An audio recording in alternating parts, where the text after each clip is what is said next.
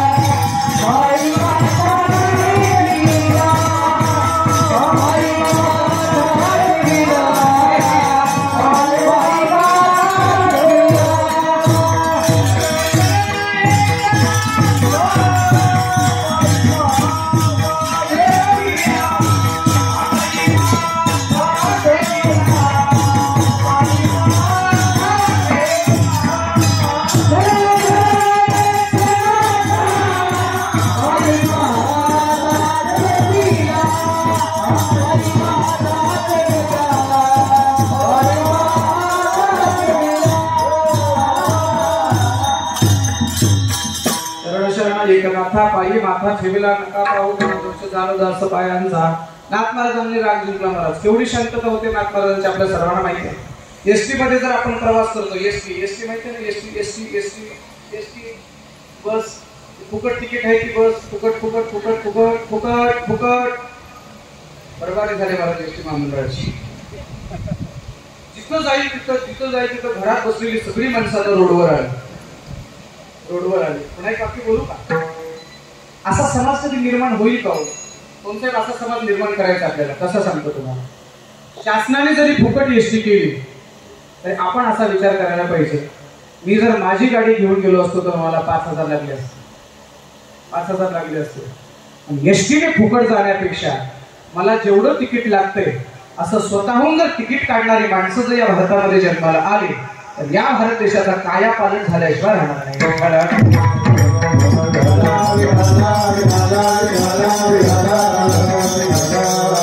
फुकट आम्हाला नको आहे. आम्ही सांगितलं पाहिजे शासनाला, आम्ही सांगितलं पाहिजे देवाला, माझी आर्थिक परिस्थिती चांगली आहे, मला अर्धही तिकीट नको आणि मला फुकट तर अजिबात नको. पण जाऊ दे, आता एवढा प्रामाणिकपणा देशाविषयी कुणाच्या मनात असणार? कारण परकीय देशामध्ये जर आपण गेलो तर देशाविषयी फार आत्मीयता पाहायला सापडते. मी नेहमी सांगत असतो, जपानची माणसं जर एसटीने प्रवास करत असतील आणि एसटीने प्रवास करत असताना एसटीचं जर सीट फाटलं असेल तर ती माणसं दुसऱ्या दिवशी घरून जाताना सुयाने दोरा घेऊन जातात. कशासाठी? ते फाटलेलं सीट शिवण्यासाठी. भारतातली माणसं बोला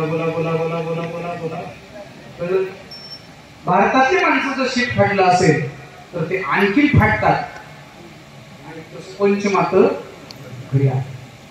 कितीतरी लोकांनी जिल्हा परिषद शाळेच्या फरशा काढल्या बाथरूम मध्ये टाकल्या.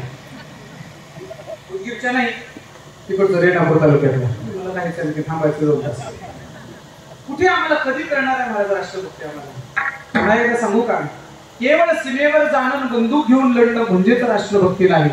तुम्ही आम्ही घरातून सुद्धा राष्ट्रभक्ती करू शकतो.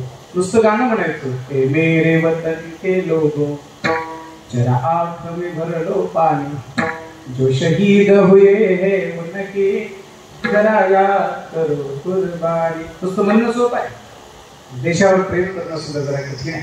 म्हणायला सांगतो, देवावर प्रेम करा, पण देवावर प्रेम करता करता थोडस देशावर हे प्रेम केलं पाहिजे.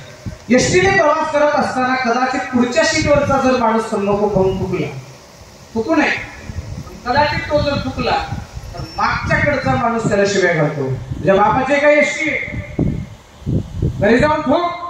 नुसतं चुकून जर तुका अंगावर आला तर आम्ही त्याला शिव्या देतो, अपशब्द बोलतो, एवढ्या वाईट शिव्या देतो. पण काय शांती असेल माझ्या नाटकाला? पान खाऊन थुकला, बघितलं सुद्धा नाही. पुन्हा थुंकला, बघितलं सुद्धा. पुन्हा एकदा सांगू का, त्रास देणाऱ्या माणसाला तू का त्रास देतोय हे विचारण्यापेक्षा त्याच्याकडे निग्लेक्ट करणं ही सगळ्यात मोठी शक्ती असते. मला दुर्लक्ष करायचं. त्रास देणारा माणूस, एखादा माणूस आपल्याला जाणून बुजून त्रास देत असला त्याच्यापासून दूर, त्याला दुर्लक्ष करा, त्याला किंमतच द्यायची.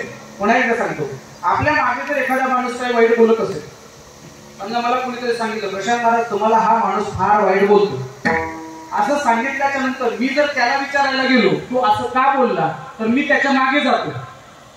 त्याच्यापेक्षा एक काम करायचं, आपण आपलं काम करत राहायचं, मागच्याने काय बोलायचं ते बोलू द्या. त्याचा परिणाम असा होतो, आपण पुढे पुढे राहतो आणि बोलणारी माणसं मागेच राहतात. वाईट बोलणाऱ्या माणसाच्या शब्दाला किंमत देण्यापेक्षा वाईट बोलणाऱ्या माणसाच्या शब्दाला निग्लेक्ट करा, त्याग करा. एक दिवस ती माणसं तुमच्या पायाला आल्याशिवाय राहणार नाही. एकदा थुंकला, दोनदा थुंकला, बऱ्याचदा थुंकला, शेवटी थुंकता थुंकता थुंकता थुंकता त्याला पश्चाताप झाला आणि महाराजांचे पाय धरले. महाराजांनी सांगितलं, महाराजांना म्हणा, महाराज मला क्षमा करा, चूक झाली माझ्याकडनं. नाथ महाराज म्हणले, अरे वेड्या, तू माझी माफी मागण्यापेक्षा उलट मी तुला धन्यवाद द्यायला पाहिजे. का? जर कदाचित तू माझ्या अंगावर थुंकला नसता तर मला गंगा मातेचं एकदा स्नान घडलं असतं. पण तुझे माझ्यावर उपकार आहेत, माझ्या जीवनामध्ये आज गंगा मातेचे एवढे स्नान घडले. याला म्हणायचं शांतीचं ब्रह्म. ज्यांच्याकडे काम नाही आणि ज्यांच्याकडे क्रोध नाही आणि संपूर्ण भूत मात्राविषयी समता ज्यांच्याकडे आहे त्यांच्या जवळच देव आहे. काम क्रोधा नाही चाली, गोती झाली समता. आणि असा जर समाज निर्माण झाला तर या जगातला सगळा वाद संपून जाईल. अभंगाच्या शेवटच्या